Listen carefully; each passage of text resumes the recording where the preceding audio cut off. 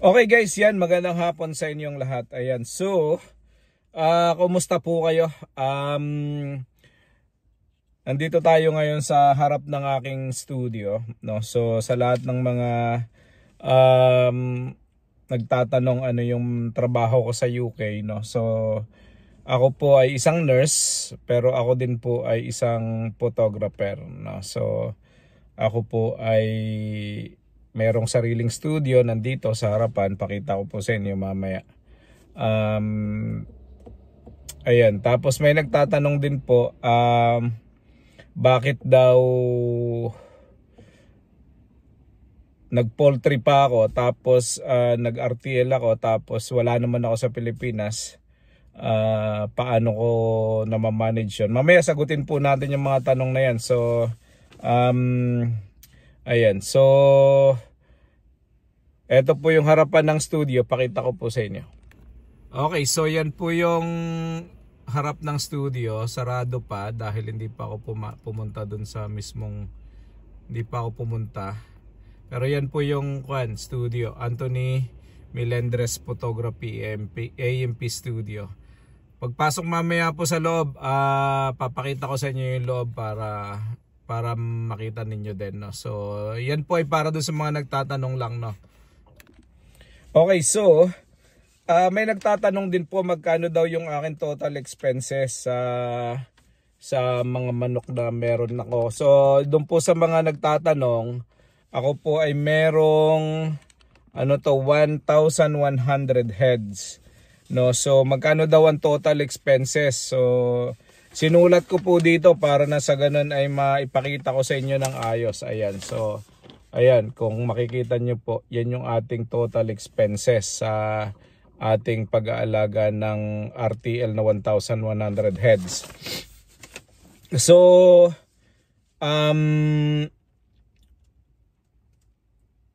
papakita natin to mamaya. So, kumakain po lahat ng manok ng 114 kilos sa loob ng 114,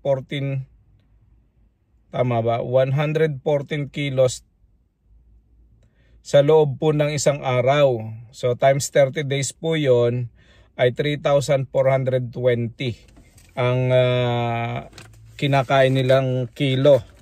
So, paano daw po kino-compute yon para sa mga nagtatanong? So, yung bawat manok po kumakain niya ng 110 grams, no? So, 110 times 1,100.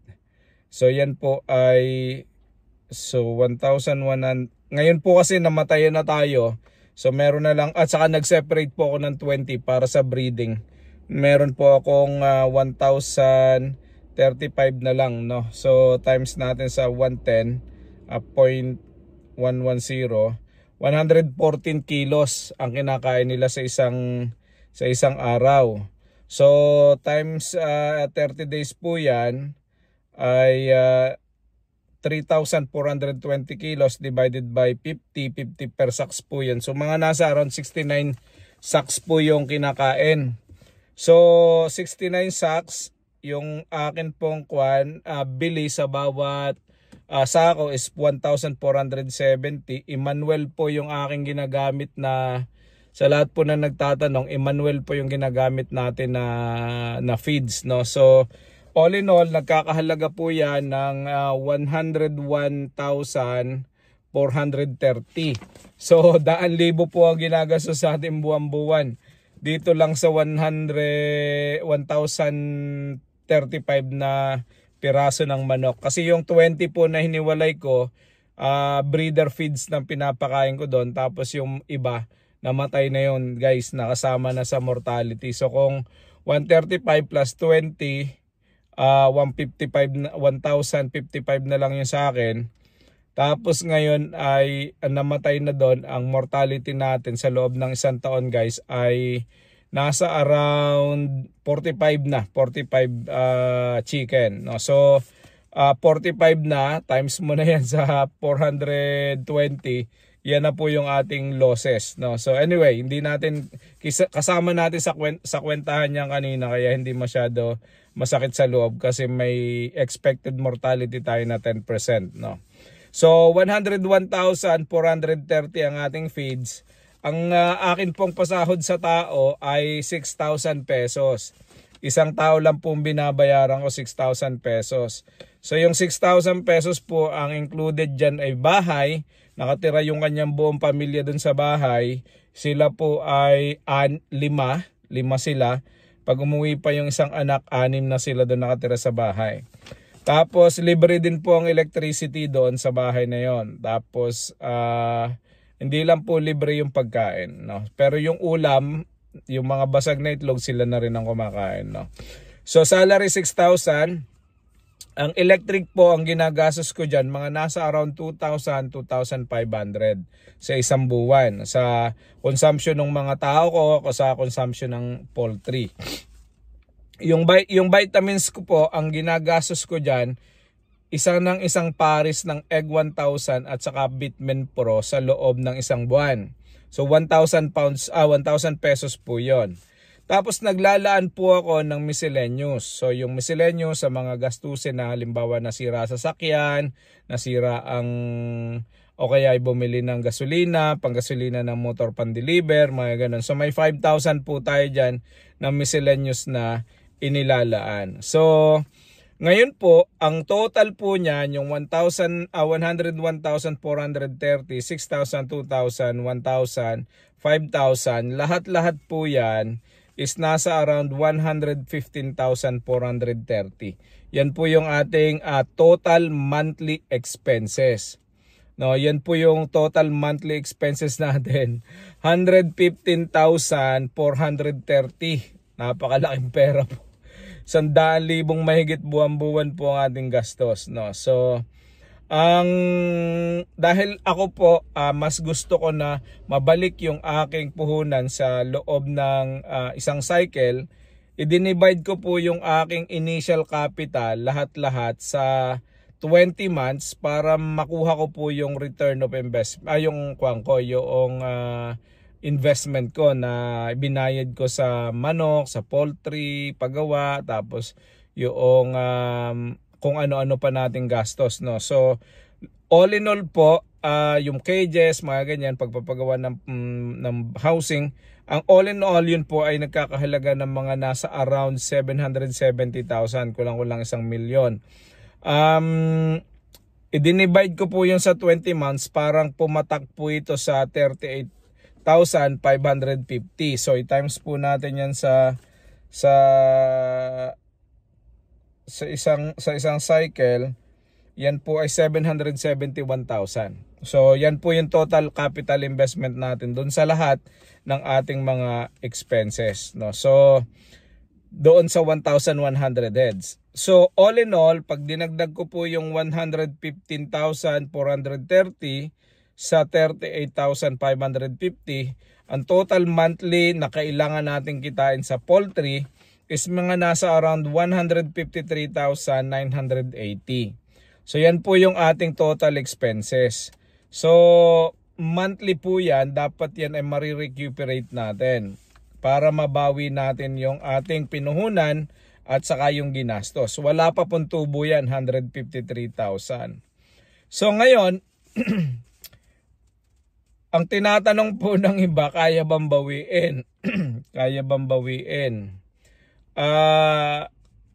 Pag hindi po kayang bawiin, wag na po tayo mag-business, no? Kasi kailangan natin na mabawi yan kasi yan po ay hard-earned money natin. Hindi naman pwedeng atin po yung pababayaan, no? So, yon. Ngayon po, ang presyo ng itlog per tray sa amin pong poultry ay nasa 200 pesos, no? So 200 pesos yung ating binibenta ngayon yung tray per tray. Dati po kasi medyo mahal, nung bago mag-Christmas medyo mahal, 230 ang ating benta ng assorted. Ngayon po ay nagbaba tayo ng 220, tapos nagbaba tayo ng 210, tapos nagbaba tayo ng 200. So hopefully naman after ng March, April, tataas din po ulit yan. Anyway, 900 trays po ang pinoproduce ng ating poultry, yung 1,035 na manok, 900 trays po ang pinoproduce niyan. Roundabout, no? Hindi po yun yung eksaktong figure, pero minsan 900 plus, minsan 900, minsan ay less than 900, mga ganun. Pero kalimitan po 900 ang average na ipinoproduce ng ating poultry. So 900 trays times natin sa 200 per tray, meron po tayong 180,000. So 180,000 provided na benta natin lahat sa 200, no? Meron tayong 180,000 per month na kinikita. So ngayon, babawasin natin yung 153,980, meron po tayong 26,020 pesos na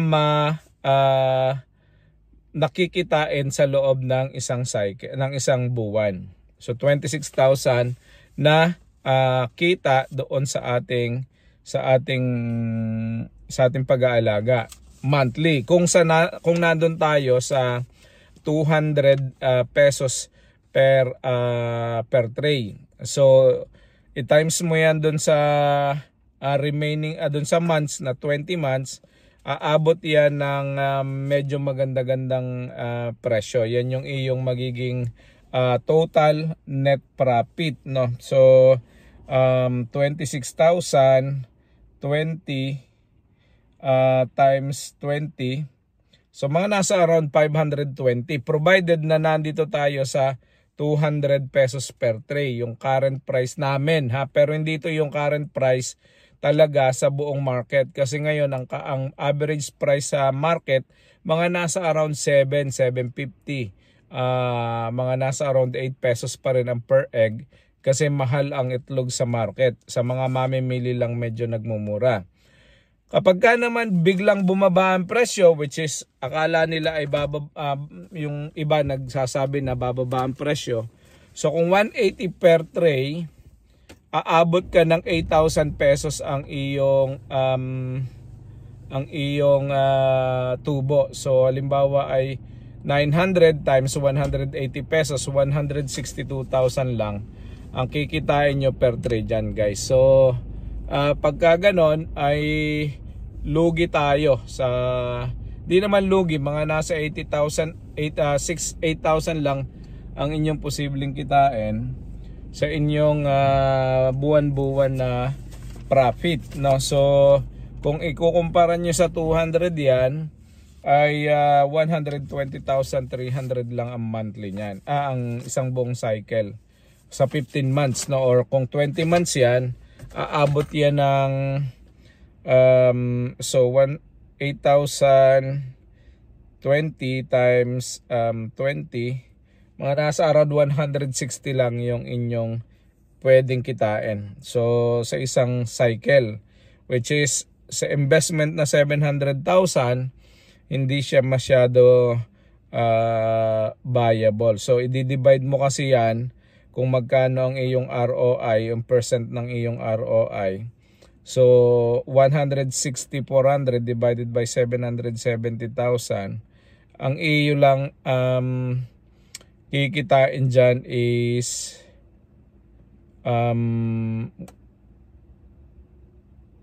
ay ang 20% din pala. 20% din ang kikitain mo na ROI sa loob ng isang cycle. So 10% yearly ang iyong posibleng maging return of investment. So hindi na rin masama, guys. Kumbaga 160,000 sa isang cycle. Pero kung maganda ang presyohan, halimbawa ay nasa 7 pesos ang isang tray. So 7 pesos ang isang itlog. So kung 900 trays yan times 210, minus 153,980 times mo sa 20 months, nasa 700,000 ang posibleng kitain sa isang cycle. Kung 700,000 divided by 770, ang iyong ROI ay mga nasa 90%, no? So medyo maganda ang ROI niyan. So pagka naman ikaw ay so nasa kuwang ka lang, nasa 26,000 dun sa 200, 26,020 times isang cycle, ayan, so divided by 770,000, 67%. Kung i-compute nyo naman yan sa monthly ROI nyo, sa monthly, hindi dun sa cycle, no? Sa monthly, 26,020 divided by 770,000, meron kang 3% na ROI sa monthly. 3.3%. Medyo mababa kung tutuusin, pero pwede na yan. So kung idadagdag nyo pa yung 38,000 siguro pa, so kung hindi natin compute, hindi ko alam kung yun ay dapat ay kasama na sa pagtanggal. Pero kung halimbawa ay yung 26,020 plus 38,550 divided by 770,000, 0.8%, 83% ang iyong 8.38% pala, 8.38 ang iyong ROI. So hindi na masama guys, hindi na masama. Hindi kikita ng ganyang kalaki ang inyong pera sa bangko. So yun guys, maraming salamat. God bless. See you all sa susunod nating video. Bye bye.